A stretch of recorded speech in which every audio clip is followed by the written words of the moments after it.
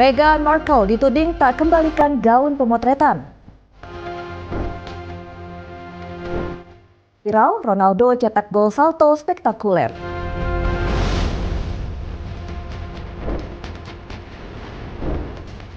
Israel ajak komunitas Yahudi India tinggal dekat Lebanon.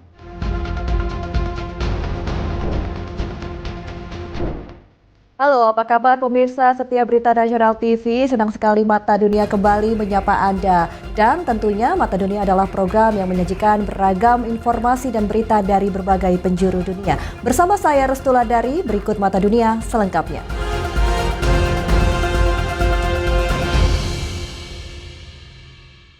Pemirsa, sebuah gunung berapi di wilayah timur laut Ethiopia meletus untuk pertama kali setelah nyaris 12.000 tahun tertidur.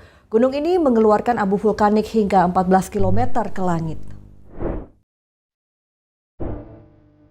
Gunung berapi Haile Gubi di wilayah timur laut Ethiopia meletus untuk pertama kali dalam sejarah setelah hampir 12.000 tahun pada Senin 24 November 2025. Gunung mengeluarkan abu vulkanik hingga 14 km ke langit. Erupsi ini terkonfirmasi melalui data citra satelit di wilayah terpencil Danakil. Arah angin mendorong sebaran abu ke timur menuju Laut Merah dan memengaruhi wilayah Arabia bagian barat daya termasuk Yaman dan Oman.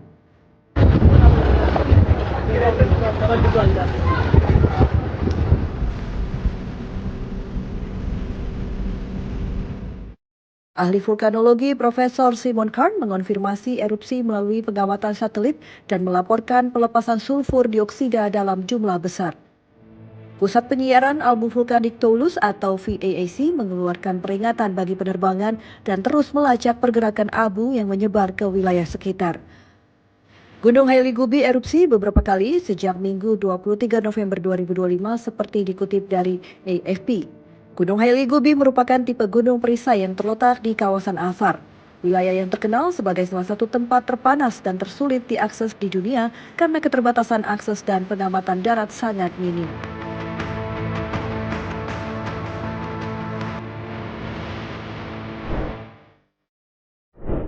Sebuah pesawat tempur ringan milik Angkatan Udara India terjatuh saat demonstrasi udara di Dubai Airshow.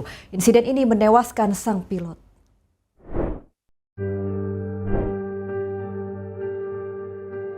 Pesawat tempur ringan Tejas milik Angkatan Udara India terjatuh saat demonstrasi udara di Dubai Airshow 2025 di Bandara Internasional Al Maktoum pada Jumat 21 November 2025, menurut Kementerian Pertahanan Uni Emirat Arab.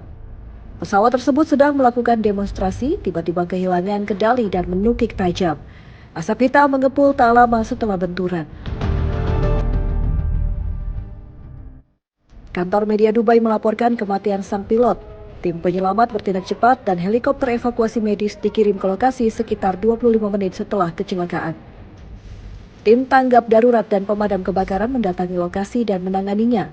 Dalam pernyataan, Angkatan Udara India menyampaikan duka mendalam atas kepergian sang pilot dan menegaskan akan memberikan dukungan penuh kepada keluarga yang ditinggalkan.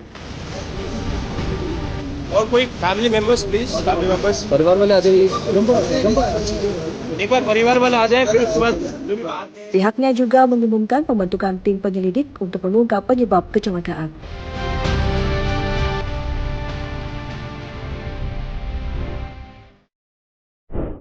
Ya, kita beralih ke Australia. Pemirsa, belasan ribu warga di teritori utara Australia terpaksa hidup tanpa aliran listrik usai topan tropis Vina menerjang wilayah tersebut. Badai ini menyebabkan kerusakan properti dan air menggenangi jalanan.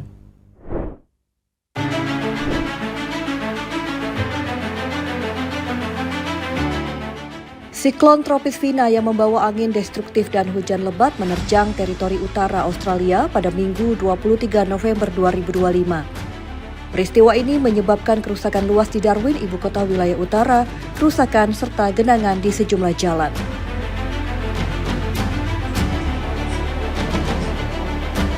Kepala Menteri Lia Finocchiaro menyampaikan lebih dari 19.000 orang terdampak pemadaman listrik. Pihak berwenang mengimbau masyarakat tidak mendekati kabel listrik yang jatuh. Petugas melakukan penilaian kerusakan di lapangan. Melansir Reuters, Biro Meteorologi Australia mencatat Vina sebagai siklon kategori 3 pada Minggu. Angin tercatat mencapai 205 km per jam saat badai bergerak menjauh dari Darwin. Menurut Biro Cuaca, siklon kategori 3 berada 2 tingkat di bawah level bahaya tertinggi. Badai kategori bisa merusak bangunan, merobohkan pepohonan, menghancurkan tanaman, dan memicu pemadaman listrik. Bagi warga Darwin berpenduduk sekitar 140.000 jiwa, kehadiran Vina memunculkan kembali memori pahit akan Silicon Tracy. Badai yang terjadi pada Natal tahun 1974 menghancurkan sebagian besar kota dan menewaskan 66 orang.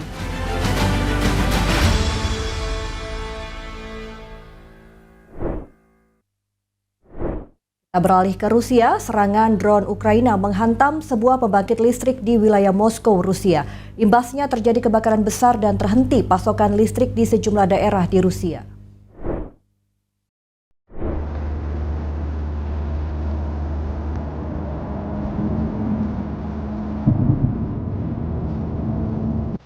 Serangan drone Ukraina mengenai fasilitas listrik dan pemanas di kawasan Moskow, Rusia pada Minggu 23 November 2025.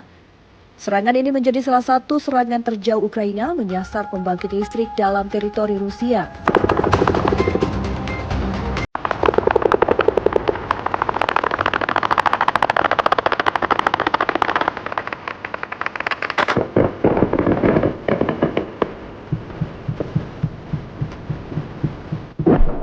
Akibat serangan drone terjadi kebakaran yang disertai pemutusan listrik bagi ribuan warga.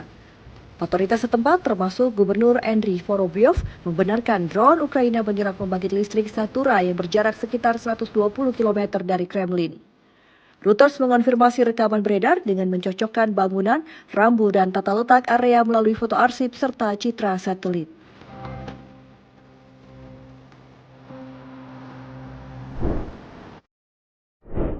Pemirsa, informasi menarik lainnya dari berbagai penjuru dunia akan kami hadirkan sesaat lagi. Tetaplah bersama kami di Mata Dunia.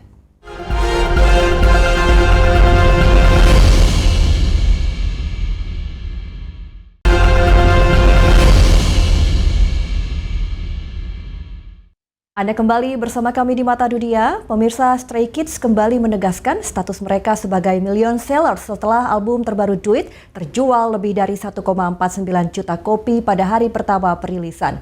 Pencapaian ini menempatkan Stray Kids di posisi pertama tangga album fisik mingguan Hunting. Pemirsa, isu miring menghantam Meghan Markle. Istri Pangeran Harry ini disebut-sebut tidak mengembalikan gaun mahal dari pemotretan lama. Tudingan ini mencuat lantaran gaun tersebut muncul saat video promosi acara terbaru Meghan di layanan streaming berbayar Netflix. Dengan gaun hijau zamrud dari brand Galva berjenis Ushuaia. Kecurigaan ini semakin menguat setelah laporan Paula Frolix dari News Nation menyinggung riwayat gaun itu yang sempat hilang. Menurut jurnalis Vanessa Grigoriadis, Meghan juga diduga membawa pulang sejumlah busana dan aksesoris dari pemotretan tersebut meski dikabarkan tinggal di rumah mewah dan mendapat kontrak $100 juta Amerika Serikat. Komentar pedas ini disampaikan dalam podcast Heretics dan dikutip New York Post pada Sabtu 22 November 2025. Hingga kini perwakilan Meghan belum memberikan tanggapan. Dari dunia olahraga, pemirsa, Cristiano Ronaldo kembali menunjukkan magisnya di lapangan hijau. Di usianya yang menginjak 40 tahun, Ronaldo mencetak gol salto sensasional pada menit akhir melengkapi kemenangan 4-1 Al Nassr atas Al Khalid di lanjutan Liga Arab Saudi. Ini menjadi gol salto ketiga sepanjang karir Ronaldo.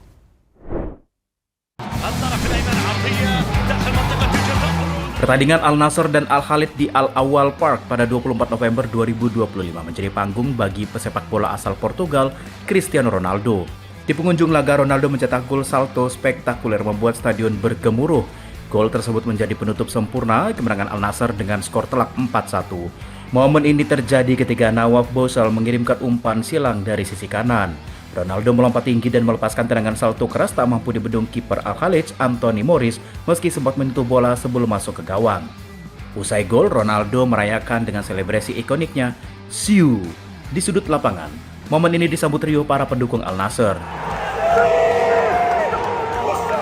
Gol ini mengingatkan publik pada salah satu gol terbaik selama karir Ronaldo.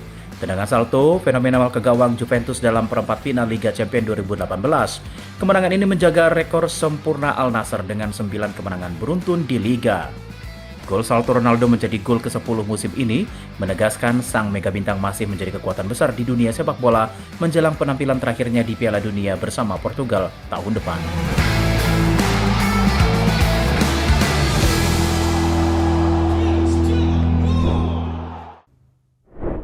Kabar selanjutnya pemirsa, Israel mengesahkan rencana pemindahan 5.800 anggota komunitas Yahudi India, Bnei Menashe, ke Galilea mulai 2030 saat upaya memperkuat populasi Yahudi di wilayah utara rentan serangan Hezbollah.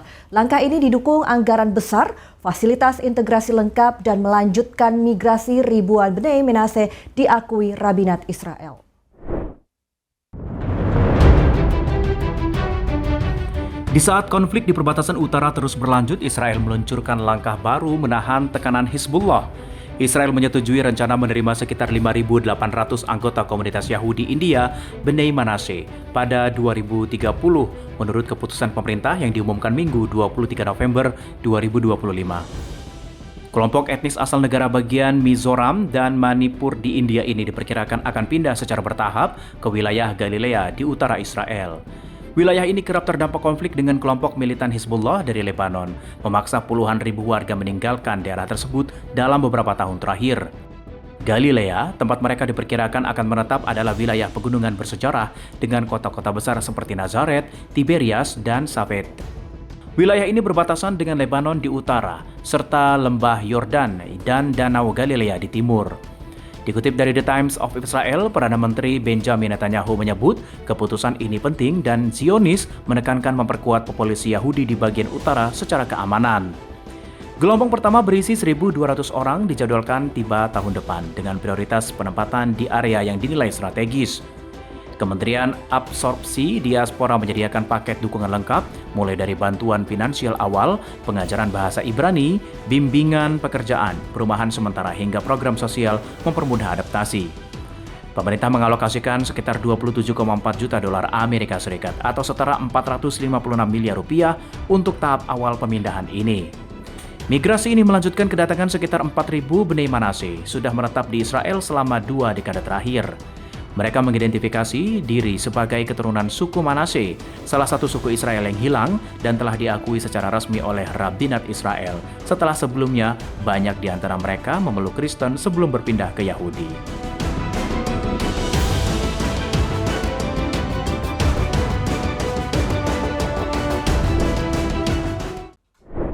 Pemirsa, tetaplah bersama kami karena usai jeda saya akan mengajak Anda untuk melihat jejak Persia dan Islam, satu peradaban di Iran, mata dunia. Segera kembali.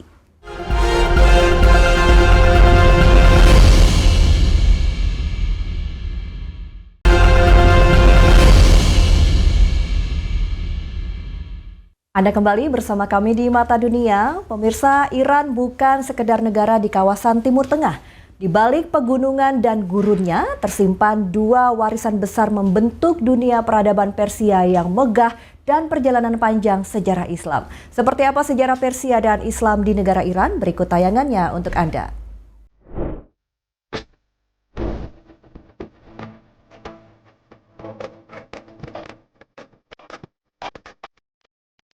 Selamat datang di Iran. Dari dinasti Achaemenid hingga Sassanid, dari masa masuk Islam hingga berdiri kerajaan-kerajaan besar Muslim Persia, Iran adalah jembatan antara kebudayaan kuno dan dunia Islam. Wilayah Iran membentang dari Laut Kaspia di utara hingga Teluk Persia di selatan. Pegunungan Zagros yang megah di barat serta gurun Das Elut yang luas menjadi saksi bisu perjalanan panjang bangsa Persia. Sebelum Islam datang pada abad ke-7, Iran merupakan pusat kekaisaran Persia, rumah bagi Cyrus Agung, Darius, dan Xerxes. Namun, setelah penaklukan Islam, Persia tidak hilang.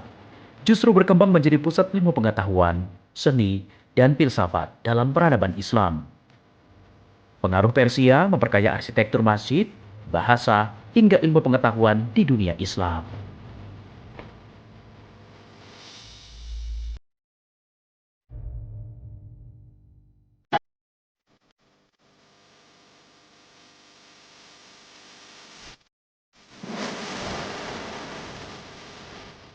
Teheran.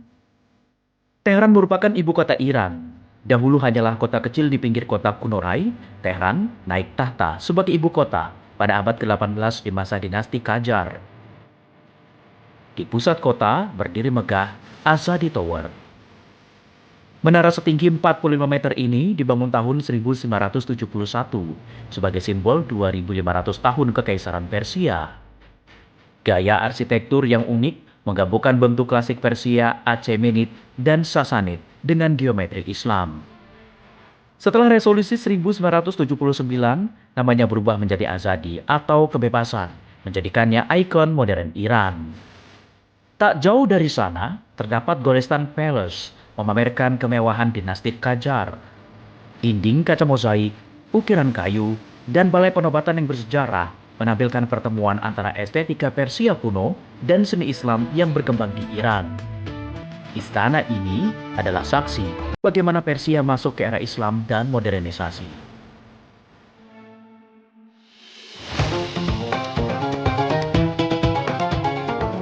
Dari Teheran menuju ke selatan ke kota Shiraz. Di Shiraz, Masjid Nasir Al-Mulk atau Pink Mosque menjadi lambang pertemuan indah antara Islam dan warisan Persia. Dibangun pada masa Qajar abad ke-19, masjid ini terkenal dengan kaca-kaca berwarnanya yang memancarkan cahaya pelangi setiap pagi, melambangkan konsep cahaya dalam spiritualitas Islam. Ornamen bunga, ubin warna-warni, dan pola simetri masjid ini menunjukkan pengaruh kuat seni Persia yang dipadukan dengan arsitektur masjid tradisional Islam. Tanpa memutus warisan Persia, melainkan menyatukan dalam keindahan khas Shiraz. Sementara itu, taman-taman klasik seperti Eram Garden menunjukkan bagaimana tradisi arsitektur Persia dipadukan dengan sentuhan seni Islam hingga menghasilkan keelokan khas Iran.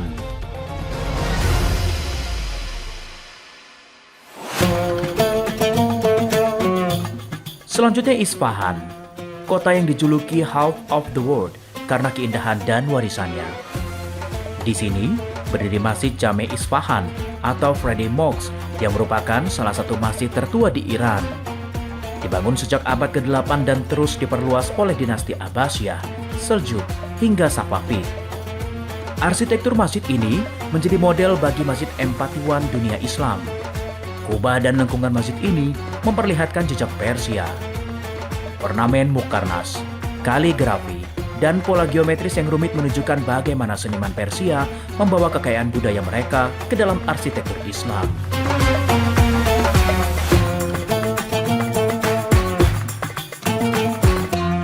Di Isfahan, Persia tidak lenyap, melainkan menyatu dengan Islam dalam bangunan-bangunan suci dan ruang-ruang belajar yang telah hidup lebih dari 1000 tahun.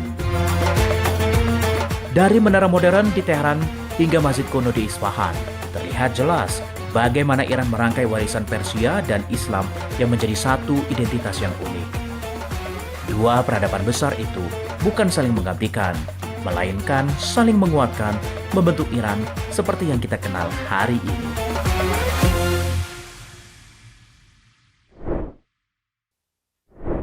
Kita beralih ke informasi lain pemirsa, otomatisasi dan penggunaan robot sering memicu kontroversi karena kekhawatiran robot bakal menggantikan tugas manusia dan mengancam mata pencaharian mereka. Tapi dalam beberapa sektor, kehadiran robot justru meringankan tugas pekerja seperti robot mirip manusia yang diberi nama Moxie. Begitu memasuki rumah sakit Amherst Memorial di pinggiran kota Chicago, negara bagian Illinois, pasien dan keluarga pasien bisa melihat robot bernama Moxie. We've got 2 robots in the hospital, and between the 2, they are working 24/7 with only a short period of time to charge in between. So when you think about the numbers to staff humans to do that work, we would need at least 6 people to do that amount of work. Hiral Patel adalah direktur inovasi rumah sakit ini dan mengakui bahwa robot ini sedikit meringankan beban rumah sakit di tengah keterbatasan tenaga perawat. In the last couple of years, everyone like ourselves has been kind of encountering the issue of staffing shortages, and we were trying to think uniquely about how we address that situation. Tugas Moxie lebih banyak untuk membawakan peralatan atau obat-obatan.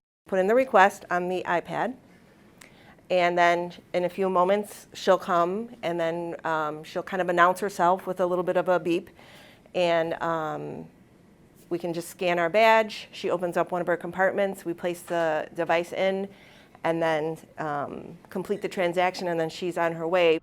Ada belasan robot Moxie yang semuanya dikembangkan perusahaan bermarkas di Texas, Diligent Robotics. You've got a nursing shortage, you've got a workforce shortage. One of the things that you can do is really, think about making sure that the people that you do have are focused on what they need to be focused on. And so that's really what automation and our kind of solution is about. Sebelumnya industri restoran juga melakukan otomatisasi dengan melibatkan robot. Untuk rumah sakit, keberadaan robot diakui nakes justru meringankan beban kerja, bukan menjadi ancaman. A lot of times I was the one kind of running around the hospital, picking everything up, and you put on a lot of miles working in a hospital, doing all that walking around, especially one like Elmhurst that's very long. So definitely saving us steps, which was very helpful in keeping us at the bedside and not taking us away from our patients. It leaves a lot more time for us to be able to focus on the patient and focus on what's going on and not be distracted by leaving the floor. We're not relying on Moxie to interact with patients. That's still our privilege and honor, so we get to spend more time with them. Diligent Robotics menyewakan Moxie kepada rumah sakit dengan biaya berlangganan bulanan, yang akhirnya membebaskan dokter dan perawat untuk lebih fokus pada pasien.